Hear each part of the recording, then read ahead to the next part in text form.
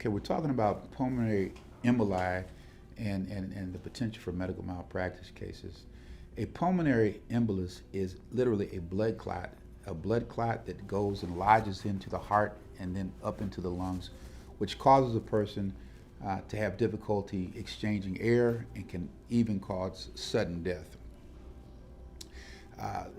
100% of the time, practically, the source of the blood clot is what we call a deep vein thrombosis, a fancy word for saying that there's a blood clot that's usually in one of the veins in the lower legs. And the veins are different than arteries. In your circulatory system, you have arteries, which carry oxygenated blood that has already been filled up with oxygen from the heart and the lungs, and that artery takes that blood into your muscles, and it takes it into your organs, and your muscles and organs use the oxygen and pull that off. Once that blood has been used, it has to return back to the heart and back to the lungs in order to get reoxygenated. That goes through the veins. Well, the veins in your lower extremities are very, very big, and oftentimes when people they may be predisposed to getting blood clots in those veins.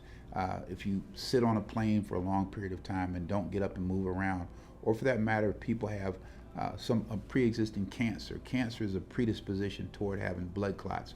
But for whatever the reason, there's a blood clot, and then if people get up and move, that blood clot essentially shifts and migrates up through the vascular system, goes through the right side of the heart, and then gets lodged into the lungs, and people die. Now, where you see medical negligence is when people show up with symptoms and they're ignored. They're not properly worked up.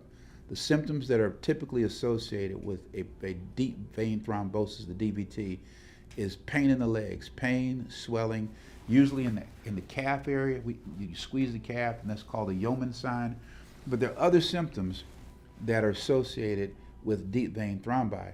And if those symptoms are not properly addressed, if they're ignored, if they're basically minimized, and it can have devastating effects. A person could be running around with blood clots in their veins, and they get up and go to the restroom, and that blood clot shifts off, and boom, next thing you know, it's in the heart and lungs, and they drop dead. I personally have litigated probably about a dozen pulmonary embolism cases. We've settled pretty much all of them because the damages are huge. I mean, usually these people don't make it, they die. So PE is a real phenomena in this world. It's so prevalent that people should be aware of it. When people start having pain in their legs, it just pops up without any trauma. You didn't bump yourself on a table or anything. All of a sudden you're sitting there, you just have pain in your calf. People need to think about having a deep vein thrombosis, and that necessarily should cause people to think, hey, let's try to avoid somebody having a pulmonary embolism and dying. So those are the situations that you typically see with pulmonary emboli and medical malpractice. And once again, if you think that somebody that you know or a loved one has suffered a pulmonary embolism and the doctors just blew it, there were symptoms that were going on that were just simply ignored, give us a call. I would love to thoroughly go through each and every page of the medical records associated with your loved one's care and tell you what happened.